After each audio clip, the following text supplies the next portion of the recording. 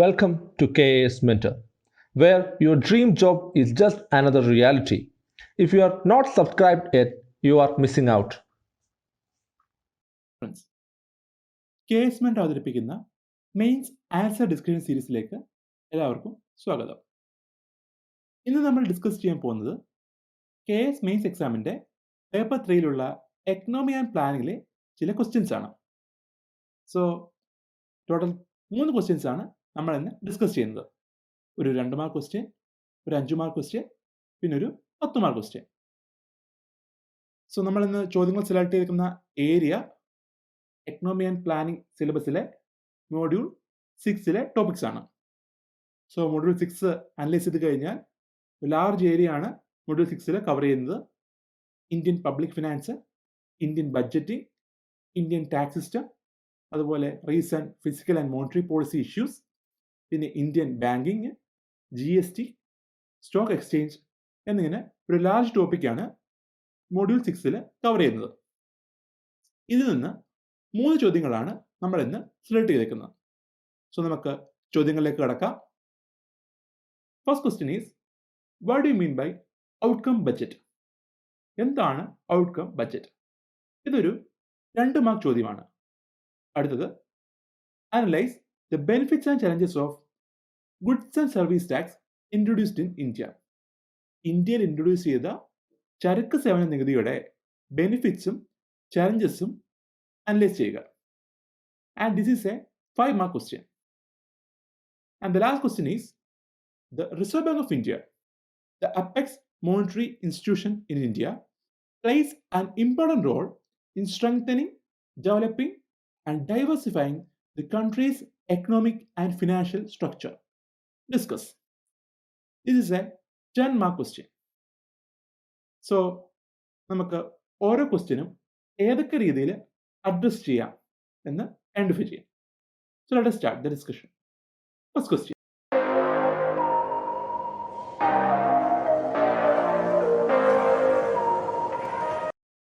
What do you mean by outcome budget?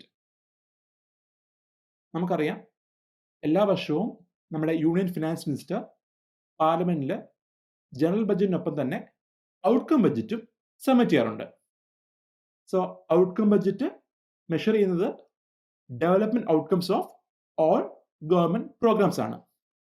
Government ധാരാളം സ്കീംസും പ്രോഗ്രാംസും launch ചെയ്യാറുണ്ട്. സോ ഗവൺമെന്റിന്റെ കീഴിലുള്ള ഡിപ്പാർട്ട്മെന്റ് വഴിയും മിനിസ്ട്രി വഴിയുമാണ് ഈ സ്കീംസും ഈ പ്രോഗ്രാംസും ഗവൺമെന്റ് നടത്തുന്നത്. സോ ഇതിനു വേണ്ടിയിട്ട് യൂണിയൻ ഫിനാൻസ് മിനിസ്ട്രി ഈ ഡിപ്പാർട്ട്മെന്റുകൾക്ക്, ഈ മിനിസ്ട്രികൾക്ക് തുക അനുവദിക്കാറുണ്ട്. ഈ തുക ഉപയോഗിച്ചുകൊണ്ട് ഈ പ്രോഗ്രാംസ് അവർ നടത്തുകയും അതുവഴി എന്തുമാത്രം ഔട്ട്കംസ് അല്ലെങ്കിൽ എന്തുമാത്രം ചേഞ്ചസ് കൊണ്ടുവരാൻ പറ്റി, ഈ പ്രോഗ്രാം മൂലം കൊണ്ടുവരാൻ പറ്റി എന്നാണ് ഔട്ട്കം ബഡ്ജറ്റിൽ മെഷർ ചെയ്യുന്നത്. It analyse the progress of each ministry and department and what the respected ministry has done with its budget outlay. So നോക്കുവാണെങ്കിൽ അറിയാം, 3 രീതിയിലാണ്, 3 കാറ്റഗറി ഓഫ് ഡേറ്റയാണ് ഔട്ട്കം ബഡ്ജറ്റിൽ ഇൻക്ലൂഡ് ചെയ്യുന്നത്. ഒന്ന് ഔട്ട്ലേ, ഔട്ട്പുട്ട്, പിന്നൊന്ന് ഔട്ട്കം. സോ ഈ ടേംസ് ഐഡന്റിഫൈ ചെയ്യാൻ വേണ്ടിയിട്ട് നമുക്കൊരു ഹൈപ്പോത്തറ്റിക്കൽ എക്സാമ്പിൾ നോക്കാം. Ministry of Health and Family Welfare is planning to build a hospital in a backward area. And for that, Ministry of Health and Family Welfare, Ministry of Finance-ന് ഒരു 10 കോടിയുടെ demand ചെയ്തു. 10 കോടി രൂപ demand ചെയ്തു. So ഇതനുസരിച്ച് ministry of finance ministry of health and family വെൽഫെയറിന് 10 കോടി രൂപ അനുവദിച്ചു. ഈ തുക ഉപയോഗിച്ചുകൊണ്ട് ministry of health and family welfare ഒരു ഹോസ്പിറ്റൽ ബിൽഡിംഗ് പണിയുകയാണ്. ഇത് പണിയ ശേഷം അവിടെയുള്ള ആളുകളുടെ ഹെൽത്ത് മെച്ചപ്പെട്ടു. മെറ്റാ മോർട്ടാലിറ്റി റേറ്റ് റെഡ്യൂസ് ചെയ്തു, ചൈൽഡ് മോർട്ടാലിറ്റി റേറ്റ് റെഡ്യൂസ് ചെയ്തു, അവിടുത്തെ ലൈഫ് എക്സ്പെക്റ്റൻസി ഇൻക്രീസ് ചെയ്തു. സോ ഇതിൽ ഔട്ട്ലേ എന്ന് പറയുന്നതാണ് എത്ര കോടി രൂപ ministry of finance ministry of health and family വെൽഫെയറിന് അനുവദിച്ചു എന്ന് പറയുന്നത്. സോ 10 കോടിയാണ് ഇവിടുത്തെ ഔട്ട്ലേ എന്ന് പറയുന്നത്. ഇനി ഔട്ട്പുട്ട് എന്ന് പറയുന്നത് എന്താണ്? Ministry of health and family welfare ഈ തുക ഉപയോഗിച്ചുകൊണ്ട് നിർമ്മിച്ച ഹോസ്പിറ്റൽ ബിൽഡിംഗ്, അതാണ് എന്ത് ഔട്ട്പുട്ട് എന്ന് പറയുന്നത്. ഇനി ഔട്ട്കം എന്ന് പറയുന്നത് ഈ ഹോസ്പിറ്റൽ ബിൽഡിംഗ് പണിഞ്ഞത് മൂലം അവിടെ ആളുകളുടെ ഹെൽത്തിനുണ്ടായ ഇംപ്രൂവ്മെന്റ്, അതാണ് എന്ത് ഔട്ട്കം കൊണ്ട് മെഷർ ചെയ്യുന്നത്. സോ 3 കാറ്റഗറി ഓഫ് ഡേറ്റയാണ് ഔട്ട്കം ബഡ്ജറ്റിൽ ഇൻക്ലൂഡ് ചെയ്യുന്നത്. സോ ഇത് 2 മാർക്ക് ചോദ്യമായതുകൊണ്ട് തന്നെ ഇതിൻ്റെ വേർഡ് ലിമിറ്റ് പരിമിതമാണ്. സോ ഇലാബറേറ്റ് ചെയ്യേണ്ട ആവശ്യമില്ല. എന്താണ് ഔട്ട്കം ബഡ്ജറ്റ് എന്ന് ഡിഫൈൻ ചെയ്താൽ മതിയാവും. ഈ ഔട്ട്കം, ഔട്ട്പുട്ട്, ഔട്ട്ലേ ഒന്നും ഇലാബറേറ്റ് ചെയ്യേണ്ട ആവശ്യമില്ല. സോ മറ്റൊരു എക്സാമ്പിൾ നിങ്ങൾക്ക് സ്ക്രീനിൽ കാണാം. PM കിസാൻ അല്ലേ, പ്രധാനമന്ത്രി കിസാൻ സമ്മാൻ നിധിയെ പറ്റി 2020-21 ബഡ്ജറ്റിൽ ഗവൺമെൻറ് ഔട്ട്കം ബഡ്ജറ്റിൽ ഗവൺമെൻറ് പറഞ്ഞേക്കുന്ന ഡേറ്റയാണ് നിങ്ങൾക്ക് കാണാൻ പറ്റുന്നത്. നോക്കിക്കഴിഞ്ഞാൽ ഫിനാൻഷ്യൽ ഔട്ട്ലേ, ഔട്ട്പുട്ട്, ഔട്ട്കം എന്നിങ്ങനെ 3 കാറ്റഗറി ഡേറ്റയും നിങ്ങൾക്ക് അവിടെ കാണാൻ സാധിക്കും. സോ നമുക്ക് നെക്സ്റ്റ് ക്വസ്റ്റ്യനിലേക്ക് പോകാം. And that is analyse the benefits and challenges of goods and service tax introduced in India. ഇന്ത്യയിൽ ഇൻട്രൊഡ്യൂസ് ചെയ്ത ചരക്ക് സേവന നികുതിയുടെ ബെനിഫിറ്റ്സും ചലഞ്ചസും അനലൈസ് ചെയ്യുക. സോ ഇതൊരു 5 മാർക്ക് ചോദ്യമാണ്. അതുകൊണ്ട് തന്നെ നമുക്ക് ഇതിൻ്റെ പോസിറ്റീവ് എഴുതാം, അതുപോലെ ചാലഞ്ചസ്, ഇഷ്യൂസും എഴുതാം. പോയിന്റ്സ് മാത്രം എഴുതിയാൽ മതി, ഇലാബറേറ്റ് ചെയ്തേണ്ട. വേർഡ് ലിമിറ്റ് 60 വേർഡ്സ് ആണ്. അതുകൊണ്ട് തന്നെ പോയിന്റ്സ് ആയിട്ട് ജസ്റ്റ് പോയിന്റ്സ് മാത്രം എഴുതി വെക്കുക. സോ ഫസ്റ്റ് പോയിന്റ് പറയുകയാണെങ്കിൽ പോസിറ്റീവ് ഇമ്പാക്റ്റിലേക്ക് പോകാം. ഫസ്റ്റ് പോയിന്റ് പറയുകയാണെങ്കിൽ കോപ്പറേറ്റീവ് ഫെഡറലിസത്തിന് ഒരു ബൂസ്റ്റ് ആയിരുന്നു അല്ലേ, ഫർദറിങ് കോപ്പറേറ്റീവ് ഫെഡറലിസം. GST ഇന്ത്യയിൽ ഇൻട്രൊഡ്യൂസ് ചെയ്തു. അതിനുശേഷം ആർട്ടിക്കിൾ 279A പ്രകാരം GST കൗൺസിൽ ഫോം ചെയ്യുന്നുണ്ട്. സോ GST കൗൺസിലാണ് ഇന്ത്യയിലെ ഏതൊക്കെ ഐറ്റംസ്, ഏതൊക്കെ ടാക്സ് സ്ലാബിൽ വരണം എന്ന് തീരുമാനിക്കുന്നത്. സോ GST കൗൺസിലിൽ സ്റ്റേറ്റ്സിൻ്റെയും സെൻറ്ററിൻ്റെയും പാർട്ടിസിപ്പേഷൻ ഉണ്ട്. സോ അതുകൊണ്ട് തന്നെ ഒരു കോപ്പറേറ്റീവ് ഫെഡറലിസം ബൂസ്റ്റ് ചെയ്യാൻ വേണ്ടി GST സഹായിച്ചിട്ടുണ്ട്. മറ്റൊരു പോസിറ്റീവ് ഇമ്പാക്റ്റ് പറയുകയാണെങ്കിൽ ടാക്സ് ബേസ് ബ്രോഡൻ ചെയ്തു. കാരണം GST ഇൻട്രൊഡ്യൂസ് ചെയ്ത് 2 വർഷം കൊണ്ട് 85% ടാക്സ് ബേസ് ഇൻക്രീസ് ചെയ്തു. 65 ലാക്ക് ആയിരുന്നു 2017 മുമ്പ് ഇന്ത്യയിൽ ഉണ്ടായിരുന്ന ടാക്സ് ബേസ്. അത് 2 വർഷം കഴിഞ്ഞപ്പോൾ 2019 ആയപ്പോൾ 1.2 crore ആയിട്ട് ഇൻക്രീസ് ചെയ്തു. So there is A formalisation of economy GST മൂലം ഉണ്ടായി. സോ പിന്നെ ഒന്ന് പറയുന്നത് ക്രിയേറ്റിംഗ് എ കോമൺ മാർക്കറ്റ് അല്ലേ, 1 നേഷൻ 1 ടാക്സ് 1 മാർക്കറ്റ്. ഇതായിരുന്നു GSTയുടെ ആപ്തവാക്യം. സോ ഇന്റർ സ്റ്റേറ്റ് ട്രേഡിനുള്ള റെസ്ട്രിക്ഷൻസ് എല്ലാം ഈ GST വന്നതിന് ശേഷം റിഡ്യൂസ് ചെയ്യപ്പെട്ടു. So creating a common market is a positive impact of GST. മറ്റൊന്ന് reducing tax evasion or leakage. So GST വന്നപ്പോൾ ഇൻപുട്ട് ടാക്സ് ക്രെഡിറ്റ് എന്നൊരു സംവിധാനവും GSTക്കൊപ്പം ഇൻട്രൊഡ്യൂസ് ചെയ്തു. സോ ഇത് പ്രകാരം ഇൻപുട്ട് ടാക്സ് ക്രെഡിറ്റ് മാനുഫാക്ചറിനോ റീറ്റെയിലറിനോ ക്ലെയിം ചെയ്യണമെങ്കിൽ they need to build their items. അവർ സാധനം വാങ്ങുമ്പോഴും വിൽക്കുമ്പോഴും ബില്ലടിച്ചെങ്കിൽ മാത്രമേ അവർക്ക് ഇൻപുട്ട് ടാക്സ് ക്രെഡിറ്റ് ക്ലെയിം ചെയ്യാൻ പറ്റത്തുള്ളൂ. സോ അതുവഴി ഒരു സെൽഫ് പോലീസിങ് മാനുഫാക്ചേഴ്സിൻ്റെ ഇടയിലും റീറ്റെയിലേഴ്സിൻ്റെ ഇടയിലും ഉണ്ടായി. സോ അതുവഴി ഇന്ത്യയിലെ ടാക്സ് ഇവേഷൻ റിഡ്യൂസ് ചെയ്യപ്പെട്ടു. മറ്റൊരു പോസിറ്റീവ് ഇമ്പാക്റ്റ് പറയുകയാണെങ്കിൽ reducing multiplicity of taxes and unifying taxes across the country. So നമുക്കറിയാം GST വരുന്നതിന് മുമ്പായിട്ട് അനവധി ടാക്സുകൾ സെൻട്രൽ ഗവൺമെൻറ്റും സ്റ്റേറ്റ് ഗവൺമെൻറ്റും ലെവി ചെയ്തിരുന്നു. സോ GST വന്നപ്പോൾ ഏകദേശം 15-16ഓളം സെൻട്രൽ ഗവൺമെൻറ് സ്റ്റേറ്റ് ഗവൺമെൻറ് ടാക്സുകൾ സബ്സ്യൂം ചെയ്യപ്പെട്ടു GSTയിലേക്ക്. അതുപോലെ സ്റ്റേറ്റ് ഗവൺമെൻറ്റുകളും സെൻട്രൽ ഗവൺമെൻറ്റും കളക്ട് ചെയ്യുന്ന ചില സെസ്സുകളും GSTയിലേക്ക് സബ്സ്യൂം ചെയ്യപ്പെട്ടു. സോ അങ്ങനെ മൾട്ടിപ്ലിസിറ്റി ഓഫ് ടാക്സ് റെഡ്യൂസ് ചെയ്തു. പിന്നൊന്ന് പറയുന്നത് giving a boost to government of India's make in India initiative. കാരണം GST വന്നപ്പോൾ ഇന്ത്യയിലെ ഡൊമസ്റ്റിക് മാനുഫാക്ചേഴ്സിന് ഒക്കെ കുറഞ്ഞ വിലയ്ക്ക് റോ മെറ്റീരിയൽസ് വാങ്ങിക്കാനായിട്ട് സാധിക്കുന്നു. സോ അതുവഴി ഇന്ത്യയിലെ ഐറ്റംസ് നാഷണൽ മാർക്കറ്റിലും ഇൻ്റർനാഷണൽ മാർക്കറ്റിലും കുറഞ്ഞ വിലയ്ക്ക് വിൽക്കാനായിട്ട് ഇന്ത്യയിലെ മാനുഫാക്ചേഴ്സിന് സാധിക്കുന്നുണ്ട്. അതുകൂടാതെ നേരത്തെ ഉണ്ടായിരുന്ന കൗണ്ടർ വെയിലിംഗ് ഡ്യൂട്ടിയൊക്കെ ജി എസ് ടിയിലേക്ക് മെർജ് ചെയ്യുന്നുണ്ട്.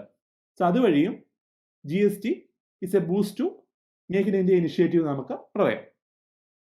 മറ്റൊന്ന് പറയുന്നത് എലിമിനേറ്റിംഗ് കാസ്കേഡിംഗ് എഫക്റ്റ്.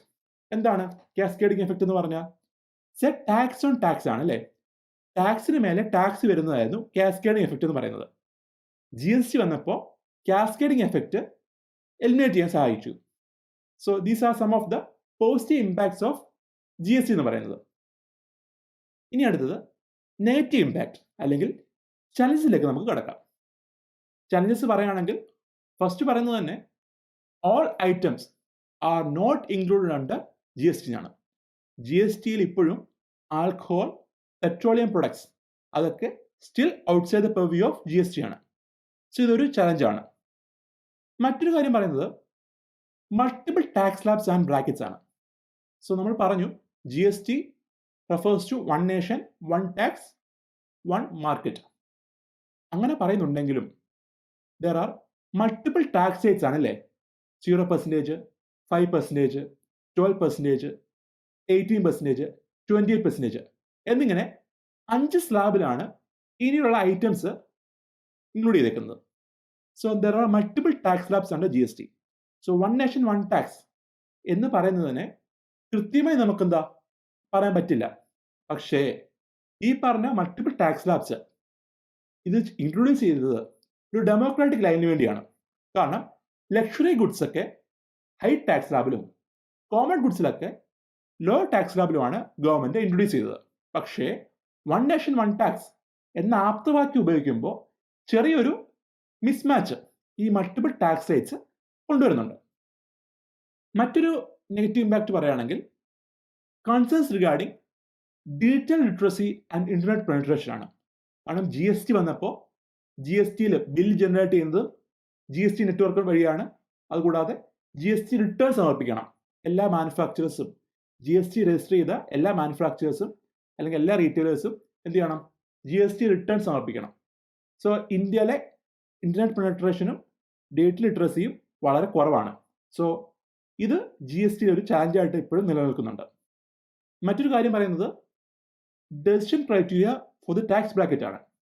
കാരണം ജി എസ് ടി കൗൺസിലാണ് ഇന്ത്യയിൽ ഏതൊക്കെ ഐറ്റംസ് ഏതൊക്കെ ടാക്സ് സ്ലാബിൽ വരണമെന്ന് തീരുമാനിക്കുന്നത്.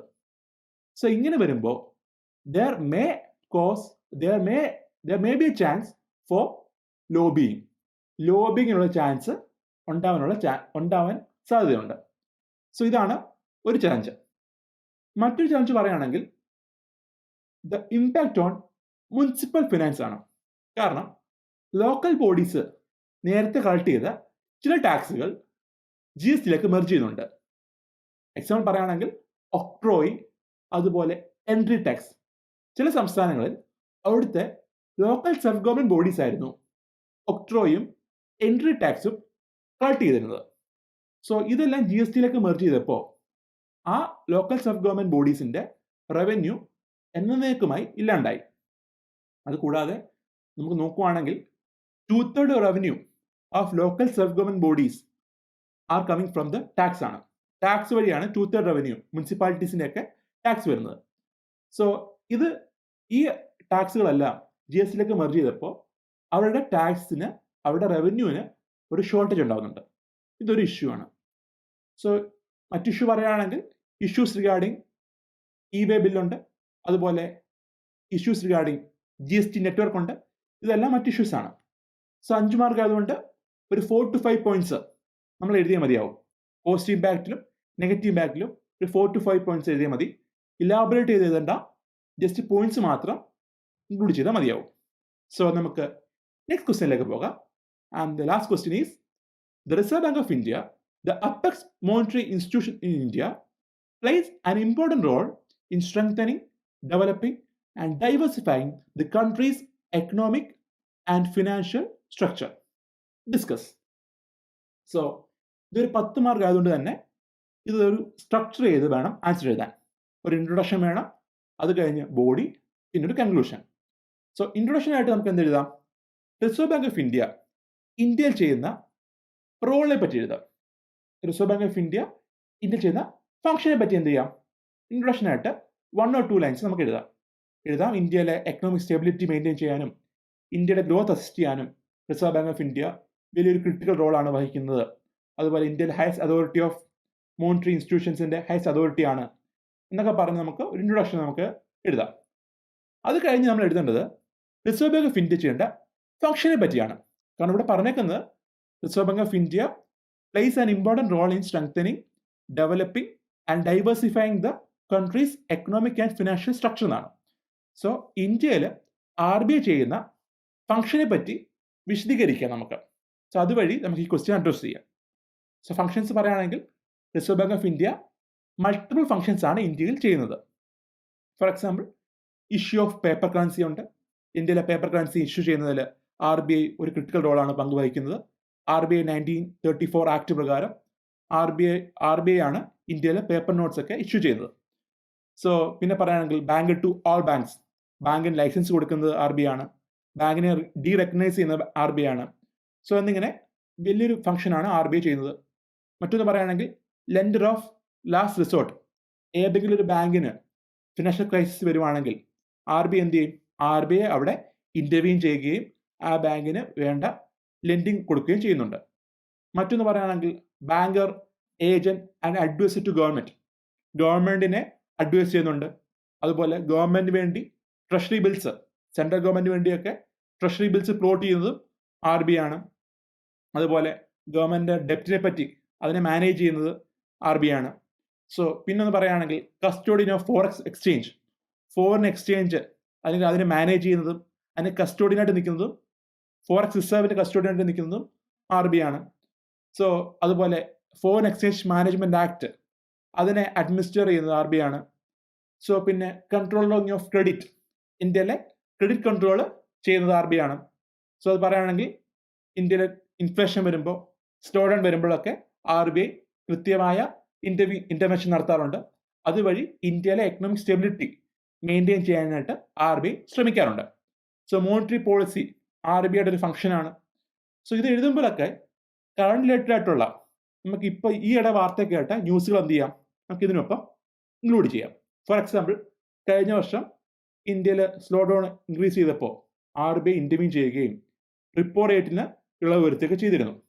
സോ അത് കൂടാതെ പറയുകയാണെങ്കിൽ ഇപ്പോൾ കൊറോണ സമയത്ത് RBIയുടെ ഒരു പാക്കേജ് ഉണ്ടായിരുന്നല്ലേ, RBIയുടെ ഒരു നല്ലൊരു ഇൻ്റർവെൻഷൻ നമ്മൾ കണ്ടിരുന്നു, നല്ലൊരു ഫിനാൻഷ്യൽ പാക്കേജ് നമ്മൾ കണ്ടിരുന്നു. റിപ്പോ റേറ്റിനുണ്ടായ ഇളവുകൾ, അത് ഹൗസിംഗ് ലോണിനുണ്ടായ ഇളവുകളൊക്കെ നമ്മൾ കണ്ടിരുന്നു. സോ ഇതൊക്കെ RBIയുടെ ഇൻ്റർവെൻഷൻസ് ആണ്. മറ്റൊന്ന് പറയുകയാണെങ്കിൽ central clearance, settlement and transfer of money, inter bank transfer of funds settle ചെയ്യുന്നു. അതുപോലെ ധാരാളം ഇമ്പോർട്ടൻറ്റ് ഫംഗ്ഷൻസ് RBI ചെയ്യുന്നുണ്ട് ഇതിനൊപ്പം. മറ്റൊന്ന് പറയുന്നത് പ്രൊമോഷണൽ ഫംഗ്ഷൻസ്. പ്രൊമോഷണൽ ഫംഗ്ഷൻസ് പറയുകയാണെങ്കിൽ ഗവൺമെൻറ് സ്കീംസിനെ പ്രൊമോട്ട് ചെയ്യുന്നുണ്ട്. അതുപോലെ ഇപ്പോൾ ജൻധൻ അക്കൗണ്ടൊക്കെ പോലുള്ള അതിനെ പ്രൊമോട്ട് ചെയ്യുന്നുണ്ട്. സോ ഡെവലപ്മെൻറ്റ് ഫംഗ്ഷൻസ് ചെയ്യുന്നുണ്ട്. മറ്റൊന്ന് പറയുകയാണെങ്കിൽ collection and publication of data, RBI ചില അനാലിസിസ് നടത്താറുണ്ട്, ചില സ്റ്റാറ്റിസ്റ്റിക്കൽ ഇൻഫർമേഷൻ കമ്പയർ ചെയ്യാറുണ്ട്. സോ ഇതെല്ലാം എന്താണ്? RBIയുടെ മറ്റൊരു ഫംഗ്ഷനാണ്.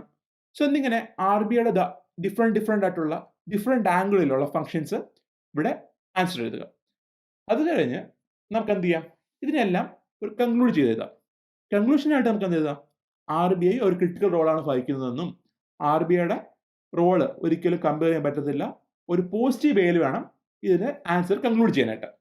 സോ ഇവിടെ എഴുതിയത് എന്താണ്? RBI ഇന്ത്യയിലെ ഫിനാൻഷ്യൽ സ്ട്രക്ചർ സ്ട്രെങ്തൻ ചെയ്യാനും അതുപോലെ ഇന്ത്യയിലെ എക്കണോമിക് സ്ട്രക്ചർ മെയിൻറ്റെയിൻ ചെയ്യാനും RBI വലിയ റോൾ വഹിക്കുന്നതാണ് ചോദ്യം. സോ അത് ഡിസ്കസ് ചെയ്യുമ്പോൾ നമ്മൾ RBI ചെയ്യുന്ന ഫംഗ്ഷൻസ് എന്തൊക്കെയാണ്, different functions, variety of functions നമുക്ക് എഴുതിക്കൊണ്ട് തന്നെ ഈ ക്വസ്റ്റ്യൻ കൃത്യമായി നമുക്ക് അഡ്രസ്സ് ചെയ്യാം. സോ ഇതാണ് ഇന്നത്തെ ക്വസ്റ്റ്യൻസ്. സോ നമ്മൾ ഇന്ന് മോഡ്യൂൾ 6 3 ക്വസ്റ്റ്യൻസ് ആണ് അനലൈസ് ചെയ്തത്. സോ ഇത് മാത്രമല്ല, ധാരാളം ക്വസ്റ്റ്യൻസ് ഒളിഞ്ഞിരിക്കുന്ന ഒരു മേഖലയാണ് മോഡ്യൂൾ 6 എന്ന് പറഞ്ഞു കഴിഞ്ഞാൽ. കാരണം ഒരു കോംപ്രിഹെൻസീവ് ഏരിയയാണ്. സോ ഇന്ത്യൻ ബഡ്ജറ്റ് ഉണ്ട്, ഇന്ത്യൻ ടാക്സ് സിസ്റ്റം ഉണ്ട്, അതുപോലെ Indian banking, Indian monetary policies, GST, share market. So ധാരാളം സ്ട്രെസ് കൊടുത്ത് പഠിക്കേണ്ട ഒരു ഏരിയ തന്നെയാണ് മോഡ്യൂൾ 6 എന്ന് പറയുന്നത്.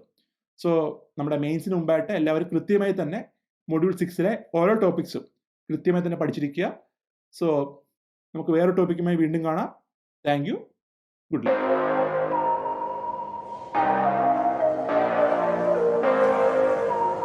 ഒറ്റത്തവണത്തെ പഠനം കൊണ്ട് ഒന്നിലധികം പരീക്ഷകൾക്ക് തയ്യാറെടുക്കാൻ താല്പര്യമുണ്ടെങ്കിൽ ഈ ചാനൽ സബ്സ്ക്രൈബ് ചെയ്യുക, അതോടൊപ്പം ബെൽ ഐക്കണും ക്ലിക്ക് ചെയ്യുക.